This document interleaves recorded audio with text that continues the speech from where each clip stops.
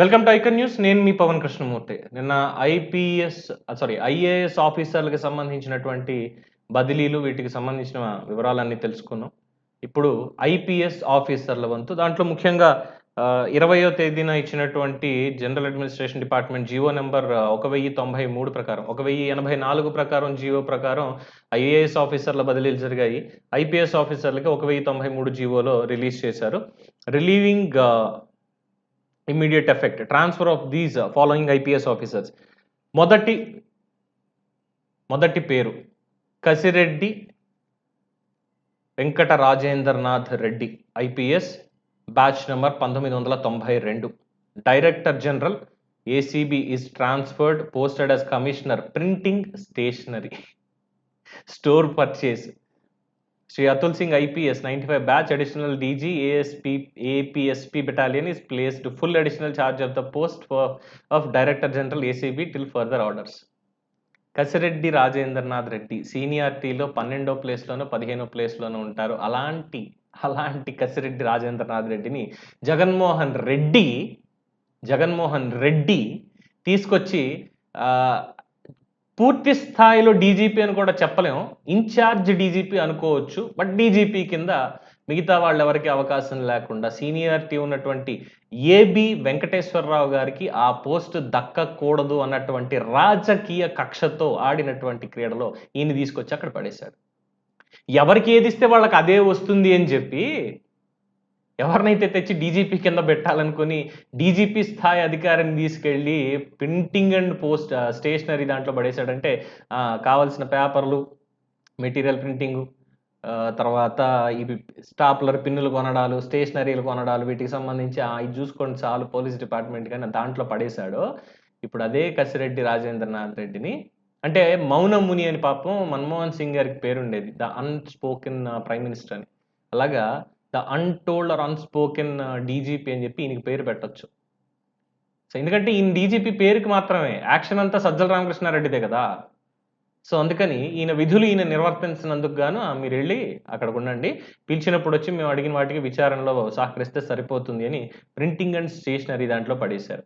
So ఏసీబీకి ప్రస్తుతం director general కింద అతుల్ సింగ్ ఐపీఎస్ని నియమించారు ఫుల్ ఛార్జ్ కింద. అంటే ఈయనకి ఇంకా ప్రాధాన్యత అనేది లేదు. ఒక డీజీపీ ఎలా ఉండకూడదు అనే దానికి నిదర్శనంగా కసిరెడ్డి రాజేంద్రనాథ్ రెడ్డిని చెప్పొచ్చు. Of course IPS officer, I admire IPS officers, అందులో డౌటే లేదు. ఎందుకంటే చెప్పాను కదా, 2 లక్షల మందిని స్క్రూటినీ చేసి 200 మందిని సెలెక్ట్ చేసేటువంటి ప్రాసెస్లో బయటకు వచ్చేవాళ్ళు వీళ్ళందరూ. 200 మంది వస్తారు బయటికి. సో ఇలాంటి వాళ్ళు ఉన్నారంటే నిజంగా గర్వం అనిపిస్తుంది. కానీ పనితీరు దగ్గరికి వచ్చేసరికి ఇలా ఉన్నారు అంటే పాపం అనిపిస్తుంది, జాలనిపిస్తుంది, ఛీ అని కూడా అనిపిస్తుంది. ఇక తదుపరి నాకు అత్యంత ప్రియమైనటువంటి ఐపీఎస్ ఆఫీసర్, చాలా ఎందుకు ఈ మాట అంటున్నానంటే రఘురామకృష్ణరాజు గారు ఇదే మాట అన్నారు కాబట్టి. ఎందుకంటే ఎదురు చూస్తున్నారు, చట్టపరమైనటువంటి చర్యలు తీసుకోవడానికి ఎదురు చూస్తున్నారు కాబట్టి. ఆయన పుట్టినరోజు నాడు ఆయనని ఇల్లీగల్గా అరెస్ట్ చేసి తీసుకెళ్ళి రాజద్రోహం కేసు పెట్టారు కాబట్టి. So PV Sunil Kumar IPS, batch number 1993, director general AP state disaster response and fire services is transferred and directed to report to government GAD Shri Shankhabrata Bagchi. IPS 96 batch is placed in full additional charge of the post of Director General, Disaster Response and Fire Services till further orders. ఈయనకి posting ఇవ్వలేదు. At least కసిరెడ్డిని తీసుకెళ్లి printing and స్టేషనరీలో పడేశారు. సునీల్ కుమార్కి అసలు posting లేదు. శంఖబ్రత బాగ్చిని తీసుకొచ్చి ఇప్పుడు ఈయన ప్లేస్లో, ఈయన డైరెక్టర్ డీజీ పోస్ట్లో ఉన్నారు. ఈయన DG AP state disasters response. అసలు డిజాస్టర్స్ రెస్పాన్స్ అంటే ఏంటి? విపత్తులు సంభవించినప్పుడు దానికి తగ్గట్టుగా ఇమ్మీడియట్ యాక్షన్ అనేది ఉండాలి. రాష్ట్రంలో ఎన్ని విపత్తులు వచ్చాయి, ఏ యాక్షన్స్ తీసుకున్నారంటే రాష్ట్రంలో వీళ్ళే విపత్తులు తీసుకొచ్చారు. ఎస్పెషల్లీ ఈ పివి సునీల్ కుమారే విపత్తులు తీసుకొచ్చాడు పోలీస్ డిపార్ట్మెంట్తో కలిసి. కాకిస్టోక్రసీ గౌరవ మాజీ హైకోర్టు జడ్జి రాకేష్ కుమార్ గారు అన్నటువంటి వ్యాఖ్య. హెబియస్ కార్పస్ పిటిషన్స్కి సంబంధించి వచ్చినటువంటి కేసుల్లో ఆయన చేసినటువంటి వ్యాఖ్య ఇది పోలీసుల మీద. ఎంతమందిని ఇల్లీగల్గా అరెస్ట్ చేశారు, ఎంతమంది చావుకు కారణమయ్యారు, ఎంతమందిని కస్టోడియల్ టార్చర్ అనుభవించేలా చేశారు. అసలు పోలీసుల చేతుల్లో మరణించినటువంటి కిరణ్ కుమార్, దళిత బిడ్డ కిరణ్ కుమార్ మాస్క్ పెట్టుకోలేదని కొట్టి చంపారు పోలీసులే. అబ్దుల్ సలాం కుటుంబం ఆత్మహత్య చేసుకోవడానికి కారణం కూడా పోలీసులే. ఎస్, ఇలా ఎంతమంది మీద ప్రజాస్వామ్యంలో ప్రజాస్వామ్య రక్షకులుగా పరిరక్షకులుగా ఉండాల్సినటువంటి గౌరవ పోలీస్ దళం చాలా చెడ్డ పేరు తెచ్చుకుంది. భారతదేశంలో నంబర్ 1 రే పోలీస్ అంటే ఎవడరా అంటే ఆంధ్రప్రదేశ్ పోలీస్ అని చెప్పుకునే స్థాయి నుంచి అధమ స్థాయిలో ఎవరు ఉన్నారంటే ఉన్నారుగా ఆంధ్ర పోలీసులు, వాళ్ళే 5 ఏళ్ల పాటు వాళ్ళ పనితీరు చూసాంగా అనే స్థాయికి పడిపోయింది ఇలాంటి వాళ్ళ వల్లే.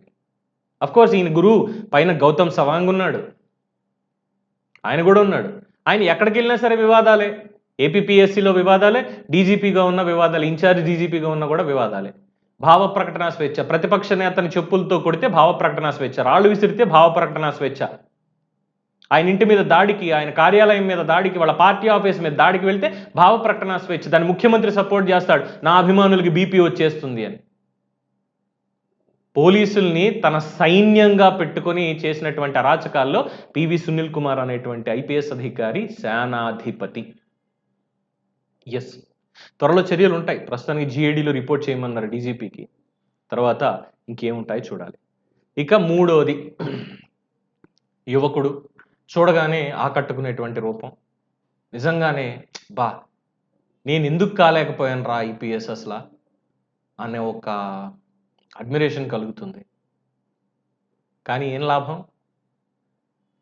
స్వార్థం, రాజకీయం, బంధుప్రీతి ఇన్ ద సెన్స్ బంధువులని చెప్పట్లేదు, కానీ ఒక కులజాడ్యం అనుకోవచ్చు, ఏదన్నా అనుకోవచ్చు. దీంతో సదరు ఐపీఎస్ ఆఫీసర్ రాయలసీమలో, అందులో చిత్తూరు జిల్లా పొంగనూరులో అరాచకాలే సృష్టించాడు అనడంలో ఎటువంటి అతిశయోక్తి లేదు. Is none other than. ఇవన్నీ నేను వ్యక్తిగతంగా చేస్తున్నటువంటి ఆరోపణలు కాదండి. దయచేసి ఐపీఎస్ సంఘం వారు ఏమైనా వచ్చి లెటర్ రాస్తారేమో, నాకు రాస్తే నేను లెటర్కి సమాధానం ఎలాగ ఇస్తా, అది వేరే విషయం. ఒకవేళ డీజీపీ ఆఫీస్కి వచ్చి నా ఎక్స్ప్లెనేషన్ అడిగినా కూడా నేను వచ్చి ఇవ్వడానికి నేను సంసిద్ధంగా ఉన్నా, అందులో ఎటువంటి అభ్యంతరం కూడా లేదు. ఒక పౌరుడిగా నా భావ ప్రకటన స్వేచ్ఛను వినియోగించడం మాత్రమే కాదు, వాస్తవాలని ప్రజల ముందుకు తీసుకొస్తున్నాను. సో సదరు అధికారి mister Y Rishant Reddy IPS 2016 batch యువకుడు. మేబీ నాకంటే వయసులో చిన్నవాడై ఉండొచ్చు, డెఫినెట్గా నాకంటే వయసులో చిన్నవాడై ఉండొచ్చు. 2016 బ్యాచ్ పూర్తి చేసుకున్నాడంటే కనీసం అప్పుడు గ్రాడ్యుయేషనో లేదంటే ఎంబీఏనో చేసి ఉంటాడు. నేను ఎప్పుడో 2010 ఎంబీఏ బ్యాచ్ నాది, 2010-12 బ్యాచ్ నాది. అప్పటికి నాది అయిపోయి తను బీటెక్లో ఉండొచ్చు, బీటెక్తో పాటు సివిల్స్ ప్రిపేర్ అయ్యి 2016లో బయటకు వచ్చి ఉండొచ్చు. సో నాకంటే వయసులో చిన్నవాడు అయినా నాకు ఇన్స్పిరేషన్, అరే నాకంటే చిన్నవాళ్ళు గొప్పవాళ్ళు ఇలా ఐపీఎస్లో అవుతున్నారా, నాకు ఎందుకు అది రాలేదు అని అనుకోవడానికి ఉండేది. కానీ మనవాడి పనితీరు ఏమనుకోవాలి? IPS, Indian police service, individual police service కాదు రిశాంత్ రెడ్డి. వ్యక్తిగతంగా నేను నిన్ను కలిస్తే ఇదే మాట నేను చెప్పాలనుకుంటున్నా, మీడియా ముఖంగా చెప్తున్నా. Indian police service, independent or individual police service కాదు, ప్రైవేట్ సర్వీస్ అంతకు మించి కాదు, పెద్దిరెడ్డి సర్వీస్ అంతకు మించి కాదు. ఇది చంద్రబాబు నాయుడు గారు అన్నటువంటి మాట, నేను కాదు. ఇండివిజువల్ పెద్దిరెడ్డి సర్వీస్, ఇది కొత్తగా పెట్టినటువంటి పేరు. So Rishant Reddy superintendent of police counter intelligence, ఇది నాకు చాలా అభ్యంతరకరంగా ఉంది. కౌంటర్ ఇంటెలిజెన్స్ ఎంత క్రూషియల్ థింగో తెలుసా అండి అది. కౌంటర్ ఇంటెలిజెన్స్ వాళ్ళు రాష్ట్రంలో ఎక్కడైనా సరే వివాదాస్పదంగా లేదు విధ్వంసకారులు ఇలా చేస్తారని ఇన్ఫర్మేషన్ ఉంటే ముందు స్థాయిలో నిలబడి ఇమ్మీడియట్ ఎఫెక్ట్ యాక్షన్ తీసుకునేటువంటి వాళ్ళు టెర్రిఫిక్గా ఉంటారు. అలాంటి దానికి సూపరింటెండెంట్గా ఉన్నటువంటి వ్యక్తి తన అధికారాన్ని దుర్వినియోగం చేసి ఈరోజు ఏం చెప్పాలో కూడా అర్థం కావట్లా. So Rishant Reddy IPS superintendent of police counter intelligence cell is transferred and directed to report at GAD office. He is also relieved from the full additional charge of the post of SP, Red Sanders Task Force. The DGP shall make alternative arrangement for the post of SP, Counterintelligence and SP, Red Sanders Task Force till further orders. ఇంకా ఎవరిని నియమించలేదు, but ఈయనకి మాత్రం orders ఇవ్వలేదు, ఎటువంటి postings ఇవ్వాలా, explanations ఇవ్వాలి కదా. అంగళ్ళు ఘటన జరిగింది కానీ పైగా ఆ రోజు అంటాడు, ఎవడరా పోలీసుల మీద రాయేసేది, నేను టాలరేట్ చేయను, ఎవడరా మిమ్మల్ని రమ్మన్నది. ఒక ప్రతిపక్ష నేతని పట్టుకొని ఎవడరా మిమ్మల్ని రమ్మన్నది. ప్రతిపక్ష నేత పర్టికులర్ మీరు చెప్పిన రోడ్డు మీద మాత్రమే తిరగాల? ఎవడు బాబుగాడి సొత్తు ఏపీ అనేది? రేపొద్దున జగన్మోహన్ రెడ్డి ఒకవేళ రోడ్డు మీదకి వెళ్తే ఎవరన్నా అడ్డం పడితే నేను ఇదే అడుగుతా. జగన్మోహన్ రెడ్డికి కూడా రోడ్డు మీద తిరిగే అధికారం ఉంది. కానీ ఆయన విజ్ఞతను బట్టి ఉంటుంది. వెళ్ళాలా వద్దా అనేది. ఒకవేళ వెళ్ళాలి అనుకుంటే ఆయనకి 100కి 100 హక్కుంది. ప్రజల్లోకెళ్ళి తిట్లు తినడానికైనా, దెబ్బలు తినడానికైనా, లేదు ప్రజలతోటి కూర్చొని మాట్లాడడానికైనా. ఆయన గూడా ఎవడురా నిన్ను ఇక్కడికి రమ్మన్నది, అక్కడికి రమ్మన్నదంటే నేనే వచ్చి కొడతా. ఎవరైనా సరే అది. సో, అలాంటిది ఒక ప్రతిపక్ష నేతగా ఉన్నటువంటి ఆనాటి ప్రతిపక్ష నేత చంద్రబాబు నాయుడు గారిని వాళ్ళని పట్టుకొని, ఎవడ్రా అసలు మిమ్మల్ని ఇక్కడికి రమ్మన్నది? ఈ రోడ్‌లో మీకు లేనిది ఎవడ్రా ఇక్కడికి రమ్మన్నది అనా? అక్కడి నుంచి వచ్చే రౌడీలని, కర్రల్ని, కత్తుల్ని వేసుకొని వచ్చే గూండాలని వీళ్ళని మాత్రం పట్టించుకోవడం ఇదేం లేదు. అంతకుముందు కొంతమంది పోలీసు ముసుగులో, మరి పోలీసులో నిజంగానే పోలీసు ముసుగులో ఉన్నటువంటి వైసీపీ గూండాలో తెలీదు. రాళ్ళు విసిరిన ఘటన ఇవన్నీ కూడా మరి సదరు రిషాంత్ రెడ్డికి కనిపించలేదా? ఇయన్నీ వివాదాస్పదమే. వివాదాస్పదమే. కాంతి రాణా టాటా ఇలా చెప్పుకుంటూ పోతే కృష్ణప్రసాద్ ఇంకా ఎవరో ఉన్నారు సంజయ్. వీళ్ళ పేర్లు ఇంకా రాలేదు. మరి ఎందుకో తెలీదు. రేపో మాపో వచ్చేటువంటి అవకాశం ఉంది. ఏపీ సీఐడీకి సంబంధించి ఇంకా చాలామంది ఉన్నారు. అలాగే ఎస్ఐ, సీఐ స్థాయి అధికారులు. సరే ఎస్ఐలంటే ఓకే. కొంచెం కాకపోతే కొంచెమైనా ఉంటుంది. అది ఒత్తిడి బాగా ఉంటుంది. ఇక సీఐలు, డీఐజీలు వీళ్ళు గూడా. ఇక ఎస్పీ, డీఎస్పీలు, ఎస్పీలు పైన డీజీపీ స్థాయి దాకా భ్రష్టు పట్టించేశారు ఆంధ్రప్రదేశ్ పోలీస్ వ్యవస్థని. సో, అగ్రగణ్యులుగా పాపం వీళ్ళ ముగ్గురిని మాత్రమే ప్రస్తుతానికి ఇచ్చేశారు. అంటే అంత స్థాయిలో వీళ్ళు చేసినటువంటిది ఉంది. ఇక సీతారామాంజనేయులు కావచ్చు, మిగతా వాళ్ళు కావచ్చు, అందరికీ రేపన్న రోజున స్థాన భ్రంశం తప్పదు. ప్రజలు కోరుకుంటున్నారు. ప్రజలే కోరుకుంటున్నారు. ఏంటి వీళ్ళు పోలీసులా అసలా? వీళ్ళా ఇది చేసేదని. ఈ పేర్ల లిస్ట్‌లో నాకు అర్థం కానిది నాకు చాలా ఇష్టమైనటువంటి వాళ్ళు నేను మిత్రులుగా భావిస్తాను. ఎందుకంటే నేను చూస్తున్నాను వాళ్ళని. వాళ్ళ పనితీరుని ఎప్పటికప్పుడు నేను చూస్తున్నాను. తూర్పుగోదావరి జిల్లా ఎస్పీగా పనిచేసినప్పటి దగ్గర నుంచి కూడా విశాల్ గున్ని గారి గురించి తెలుసు. అండ్ తర్వాత సిద్ధార్థ్ కౌశల్ ఇలాంటి వాళ్ళు. వాళ్ళ పేర్లు ఇందులో ఎందుకు రాలేదు? మల్లికా గార్గ్. ఆవిడ సింపుల్‌గా చెప్పారు. నాకు పార్టీలతో సంబంధం లేదు. ప్రొసీజరే. ఎవరైనా సరే తోలు తీసేయడమే అని. అలాంటి వాళ్ళ పేర్లు ఇందులో ఎందుకు రాలేదు? Nishant young officer. మీరు యంగ్ ఆఫీసర్. చాలా మందికి ఇన్స్పిరేషన్‌గా ఉండాల్సిన ఆఫీసర్. మీ సాటి ఆఫీసర్లు విశాల్ గున్ని లేదంటే సిద్ధార్థ్ కౌశల్ వీళ్ళ పేర్లు ఎక్కడ ఉన్నాయి? మీ పేరు ఎక్కడ ఉంది? ఒక్కసారి ఆలోచించుకోండి. ఎందుకంటే పివి సునీల్ కుమార్ గాని, కసిరెడ్డి గాని రేపో మాపో రిటైర్ అయిపోయే బ్యాచ్ అది.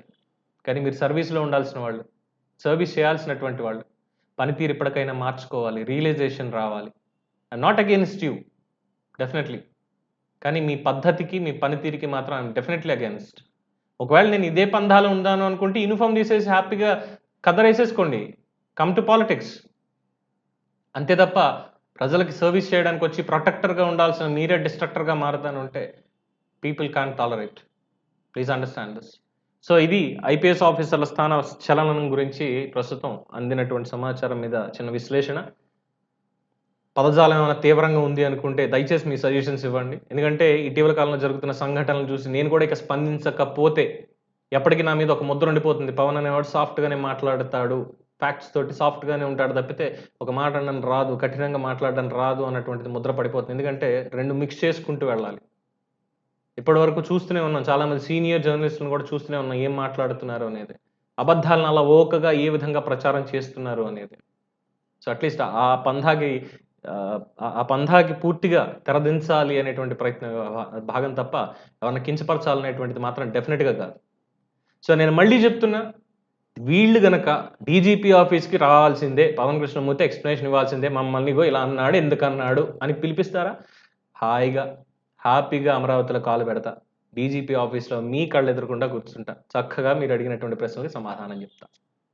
సో, దీని మీద మీ అభిప్రాయాన్ని, ప్రజల అభిప్రాయాన్ని కూడా కామెంట్స్ రూపంలో తెలియజేయండి. చూస్తూనే ఉండండి ఐకాన్ న్యూస్. నేను మీ పవన్ కృష్ణమూర్తి.